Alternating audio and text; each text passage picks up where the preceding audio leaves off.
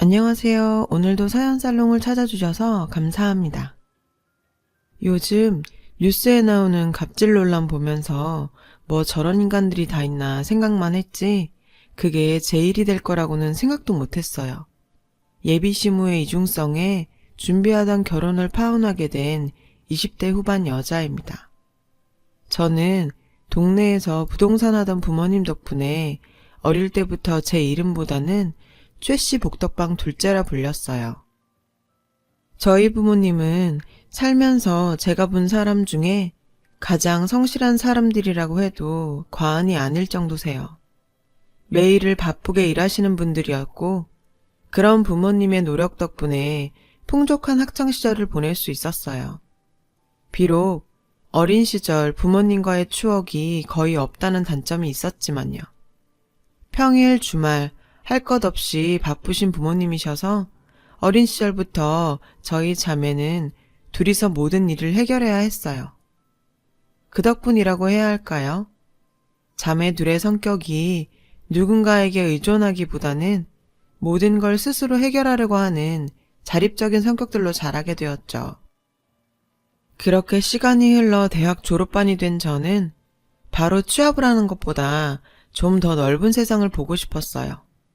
대학생활 내내 알바해서 모은 돈으로 부모님께 손 벌리지 않고 미국으로 2년간의 어학연수를 떠나게 되었어요. 몇 년이나 철저하게 준비해서 시작한 미국 어학연수 생활.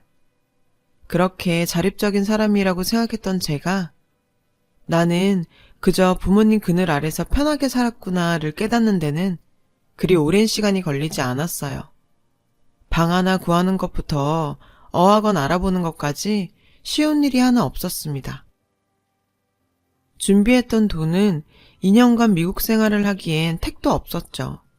알바를 구하려고 해도 영어를 아주 잘하지는 못하는 동양인 여자애를 받아주는 가게는 없었어요. 결국 회사 다니고 있던 우리 언니에게 돈을 빌릴 수밖에 없었죠. 나중에 알게 된 사실이지만 아버지께서는 제가 어학연수 떠날 때부터 이런 일을 예상하신 듯 고집센 둘째다 분명 본인에게 손 벌리지 않을 거라며 언니를 통해서 지원해 주셨답니다. 그 덕에 중간에 한국으로 돌아가는 일은 없었어요. 그렇게 1년쯤 흘렀을까요? 영어도 많이 늘고 미국 생활에도 적응하면서 샌드위치 가게에서 일을 하게 되었어요. 그곳에서 그 남자를 만나게 되었죠. 매일 오전 10시쯤 수더분한 차림에 악기 가방을 메고 메뉴판을 뚫어지게 보다가 주문하곤 했어요. 그의 선택은 늘 가장 싼 2불짜리 샌드위치와 1불짜리 커피였고 그의 악기 가방에 그려져 있는 태극기를 보고 우리나라 사람이라는 걸 알게 되었죠. 외국 생활 해보신 분들은 다 공감하실 거예요. 그런 데서 한국 사람을 보면 그렇게 반가울 수가 없거든요.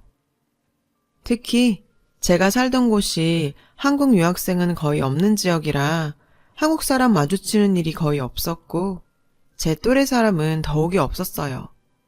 매일 가장 싼 샌드위치를 시키는 그의 모습이 뭔가 저와 비슷한 것 같아서 사장님 몰래 2달러짜리 샌드위치를 마치 10달러짜리 샌드위치처럼 만들어줬더니 그가 저를 의아하다는 듯 쳐다봤는데요. 한국 사람이죠? 서비스예요. 저희는 그렇게 인연을 가지게 되었어요. 가끔 만나서 밥 먹으면서 이런저런 이야기 나누다 보니 그에 대해서 알게 되었는데요. 바이올린 공부를 위해 미국으로 왔다는 그의 집안은 온 가족이 음악을 하고 있는 음악가 집안이었습니다. 여유 좀 있는 집안 형편이었음에도 어릴 때부터 부모빨로 성공했다는 소리가 듣기 싫어서 부모님 지원 없이 지내다 보니 가장 싼 샌드위치를 먹을 수밖에 없었다고 말했어요. 매일 메뉴판 앞에서 고민하던 이유를 듣게 되니 그와 제가 많이 닮았다는 생각이 들더라고요. 그에게 좀 더 뭔가 모를 동질감을 느끼게 되었고 먼 미국 땅에서 피 끓는 20대 중반 남녀의 만남은 좋은 관계로 발전하게 되었어요. 시간이 참 빠르게 흘러갔어요. 예정했던 2년의 어학연수를 마치게 되어서 제가 먼저 한국으로 들어오게 되었고 그 후 남자친구도 학업을 마치고 돌아왔죠. 2년간의 열애 끝에 결혼 약속을 하게 되었어요. 예비 시어머니께서는 본인이 적극 참여한 불우이웃을 위한 자선음악회에 저를 초대해 주셨어요. 그곳에서 예비 시댁 식구들과 첫 만남을 가지게 되었어요. 듣던 대로 남자친구의 집안은 부모님, 형제는 물론 심지어 삼촌 고모까지도 전부 음악하시는 음악가 집안이었어요. 늘 바쁘다 보니 대화가 적었던 저희 집과 달리 가족들끼리 같이 노래도 부르고 공연도 하는 남자친구의 집안을 보니 뭔가 부럽기도 하고 신선했는데요. 특히 예비 시어머니께서는 항상 노블리스 오블리제를 실천하기 위해서 노력하신다고요. 매년 자선공연도 이렇게 참여하시고 봉사활동도 다니시면서 약자들을 위한 삶을 살고 계신 분이라더군요. 저런 훌륭한 사람이 내 시어머니가 되실 분이라는 게 뿌듯하고 자랑스러웠어요. 시댁 식구들과 첫 만남 이후 같이 자선단체의 봉사활동도 다니면서 시댁 식구들과도 많이 가까워졌고 저희 아버지 건물에 있는 한식당에서 상견례를 약속하게 되었습니다. 상견례 전에 본가를 찾아갔는데 아빠의 오른팔에 깁스가 둘둘 말려 있었어요. 아빠, 손에 깁스 뭐예요? 다쳤어요? 아빠는 별거 아니라며 웃어 넘기셨어요. 아빠는 부동산업을 하시면서 허튼 돈 안 쓰고 좋은 건물 나올 때마다 사고 관리하고 하셨어요. 그러다 보니 지금은 꽤나 큰 건물의 건물주가 되셨지만 20년 전 2층짜리 건물주일 때나 지금이나 달라진 건 하나도 없었어요. 늘 자기 건물은 주인이 직접 관리해야 가치 있는 거라며 직원들과 함께 청소도구 들고 다니며 청소하셨죠. 위험한 일 직원들 어떻게 시키냐며 본인이 스스로 허드렛 일을 자처하기도 하셨고요. 그러다 보니 감전당하신 적도 있고 이마가 5cm나 찢어져서 피를 철철 흘릴 때도 있었던 터라 딸 입장에서는 이제는 좀 내려놓고 쉬셔도 되지 않겠냐고 하면 늘 하시던 말씀이 있으셨어요. 현아야, 내가 이렇게 안 하면 누가 이렇게 하니?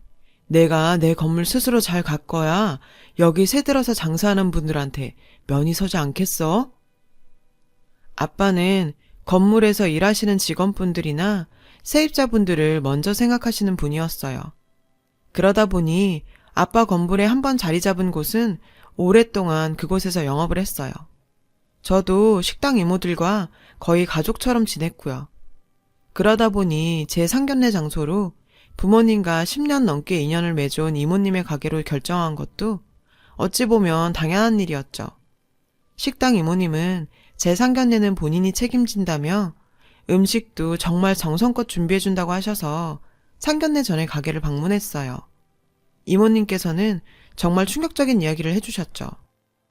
현아야, 김 사장님 팔 좀 괜찮으셔? 그때 보니 많이 다치신 것 같던데. 아, 지금은 많이 나으셨어요. 아무튼 저희 아빠도 참 그냥 좀 집에서 쉬시라니까 맨날 일하시다가 그렇게 다쳐오시고는. 에휴. 김 사장님이 말씀 안 하셨어?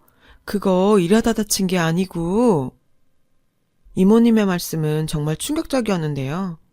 아빠는 일하다가 다치신 게 아니라 건물에 있는 식당을 찾은 중년 아줌마가 로비에서 본인 구두에 껌이 붙었다며 청소하고 계시던 직원분을 불러서 폭언을 했답니다. 그걸 본 아빠는 그 중년 아줌마와 다툼이 있는 중에 말리시다가 그 중년 부부로부터 폭언과 폭행을 당했다고 해요. 그때 순간 며칠 전 남자친구가 저에게 했던 말이 떠올랐는데요. 자기야, 오늘 우리 엄마랑 아버지가 식당에 갔다가 낭패당했다더라. 엄마 구두에 껌 붙어서 항의했더니 거기 경비원이랑 청소부가 오히려 막 몰아붙였다고 하더라고. 에휴, 요즘엔 무슨 항의만 해도 갑질이라고 오히려 적반하장이니.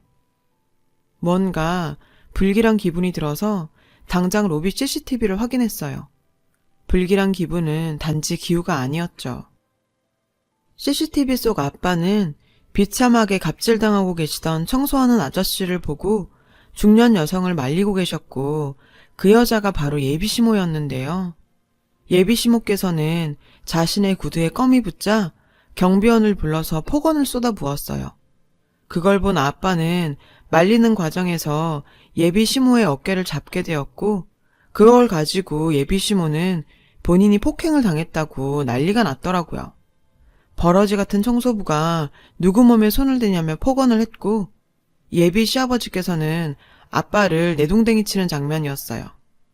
정말 CCTV 화면을 보고 나니 화가 나서 손발이 부들부들 떨렸습니다. 노블리스 오블리제 타령하면서 약한 사람들을 도와야 한다고 말했던 그 여자가 자기 구두에 껌 좀 붙었다고 경비 아저씨를 불러서 무릎 꿇으라며 소리치고, 아빠에게 청소나 하는 버러지라며 청소부를 무시하고 갑질하는 모습을 보니 자선행사하고 봉사활동 다니는 게 그저 남들에게 보여주기 위한 허세였을 뿐이라는 걸 알게 되었죠. 아빠가 어떻게 살아오셨는데 제 인생에 이런 인간들하고 엮일 수 없었습니다. 결혼을 엎어버릴 결심을 하게 되었는데요. 이모님께 이야기를 듣고 CCTV를 확인하고 하다 보니 상견례가 1시간도 채 남지 않은 상황에서 아버지에게 갑질한 그 가식적인 인간들에게 사과는 받아야겠다 마음이 들어 상견례는 그대로 진행하게 되었어요. 사돈, 처음 뵙겠습니다. 이야기는 많이 들었습니다. 자수성가로 성공하신 분이라. 그 우아하고 교양 있는 모습으로 저희 부모님께 인사하는 그 여자는 역시나 말끔하게 차려입은 저희 아빠를 못 알아보는 눈치였어요. 참 어이가 없더군요. 며칠 전에 버러지 같은 경비원에 청소부라고 부르던 인간이 옷 하나 바꿔 입었다고 자수성가하신 훌륭한 분이라고? 사람 외적인 모습만 보고 이렇게 태도를 바꾸는 그 여자의 모습에 보는 것만으로도 역겨웠어요. 저희 아빠도 역시 깜짝 놀라는 눈치셨죠. 아빠, 여기까지 오시게 해서 미안해요. 나 꼭 직접 사과받아야겠어요. 이 사람들은 역시나 못 알아보네요. 저기요, 저희 아빠 못 알아보세요?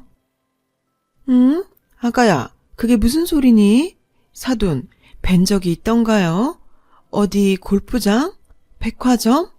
어디서 낯이 있긴 한데. 아줌마, 자기보다 잘나 보이는 사람들한테는 고개 숙이고 자기보다 못나 보이는 사람한테는 갑질이나 처하는 게 당신 모습이죠. 노블리스 오블리제? 지나가던 개가 웃어요. 순간 남자친구는 당황한 듯 제 말을 가로막았는데요. 자기야, 무슨 말이야. 아줌마는 뭐고 갑질이라니. 우리 엄마가 언제. 한참을 생각하던 예비시모는 뭔가 떠오른 듯 말했죠. 아, 그 청소부? 아니, 부동산으로 성공한 분이라고 하길래 기대가 컸는데 청소하는 사람이 너희 아버지? 아이고, 부동산으로 집에 돈 좀 있는 줄 알고 결혼시킬랬더니 완전 사기꾼 집안이네, 사기꾼. 잘못하다가 청소부 집안이랑 결혼시킬 뻔했네. 현수야, 일어나라, 가자.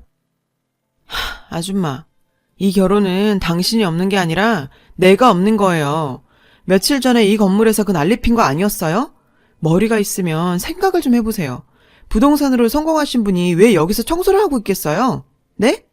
이 건물이 우리 아버지 거니까 본인이 직접 청소하고 관리한다는 생각은 안 해보셨어요?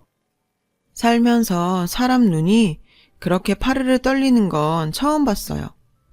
이 건물의 주인이 저희 아빠라는 사실을 알게 된 예비시모는 그 자리에서 마치 석고상처럼 굳어있더라고요. 저희 딸은 이미 결정한 것 같으니 저희는 먼저 일어나 보겠습니다. 아, 사돈, 우리가 잘못했습니다. 사돈인 줄도 못 알아보고 저희가 잘못했네요. 한 번만 용서해 주세요. 결혼 몇 달 앞두고 이렇게 엎어버리면 어떡합니까? 애들을 봐서라도 제가 무릎이라도 꿇을게요. 네? 갑자기 식당을 나가려는 아빠의 바지가랑이를 잡고 매달리는 그 여자였죠. 정말 아빠 건물 앞에선 교양도 자존심도 다 버린 듯해 보였어요. 남자친구는 다 체념한 듯 고개를 푹 숙이고 있었어요. 얘야, 아무리 화가 나더라도 결혼 얼마 안 남았고 이렇게 결혼을 엄니. 너희 아버지한테 말 한번 잘해주렴. 내가 큰 실수했다. 내가 그 청소부가 너희 아버지인 거 알았으면 그렇게 했겠니? 나도 몰랐으니까 그런 거 아니겠어? 그 여자는 아직도 자기가 뭘 잘못한지 깨닫지도 못하는 듯 했습니다. 떨어지라고 밀어봐도 아빠의 바지가랑이를 계속 붙잡고 있길래 식전에 나온 호박죽을 그 여자 머리에 엎어버렸어요. 어머머, 이게 뭐야? 누런 호박죽이 얼굴에 흘러내리는 꼴을 보니 참, 그 여자의 진짜 모습인 것 같더라고요. 아직 뭐가 잘못됐는지를 모르네. 당신은 청소하는 사람들한테는 그렇게 해도 된다고 말하는 거예요? 그리고 당신들은 당신 아들 결혼 걱정할 때가 아니야. 당신들이 우리 아빠한테 어떻게 했는데 바닥에 내팽개 쳐져서 손목 부러진 거 알아? CCTV 다 확보해놨으니까 경찰한테서 연락할 거야. 솔직히 남자친구에게는 조금 미련이 남았지만 어릴 때부터 부모님이 건물에서 일하시는 분이나 세입자분들에게 하는 행동을 보고 자란 저로서는 그런 행동을 하는 인간들을 이해할 수도 이해하고 싶지도 않았거든요. 파혼 후에 아버지 폭행건으로 고소를 진행했어요. 기본적인 예의도 없는 인간들. 얼굴 한번 내비치지 않고 전화 한 통 툭 해서 합의를 해달라고 하더군요. 아빠는 참 저런 인간들하고 사돈 안 된 게 다행이라며 그런 푼돈 필요 없으니 그 여자한테 폭언들은 경비원 아저씨한테 무릎 꿇고 사과하면 합의해주겠다고 하셨죠. 그 여자는 어떻게 자기가 그딴 청소부랑 건물 경비원한테 무릎 꿇냐며 여전한 모습을 보였는데 뭐 그렇다고 지들이 어쩌겠어요. 폭행죄로 빨간 줄 생기긴 싫었는지 경비원 아저씨에게 와서 결국 무릎 꿇고 사과하더라고요. 통쾌하게 그지 없었어요. 한편으론 아저씨 앞에 무릎 꿇고 있는 그 모습을 보고 있자니 왜 저렇게 사나 싶었습니다. 살면서 저희 부모님이 막연하게 성실하신 분이다라는 생각만 했었는데 내가 살아도 부모님처럼 못 살 것 같다는 생각이 들 정도로 훌륭한 분이시더라고요. 그들이 거창하게 지겹도록 내뱉던 노블리스 오블리주를 아무렇지 않게 실천하시는 분이 저희 부모님이셨으니까요. 엄마 아빠가 살아오신 길 제가 더럽히지 않도록 더 정신 똑바로 차리고 살아야겠습니다. 제 이야기를 들어주셔서 감사합니다. 항상 행복하세요. 여러분, 사연 댓글에 응원과 현명한 조언 부탁드려요. 좋아요와 구독은 저에게 큰 힘이 됩니다. 오늘도 좋은 일 가득하세요.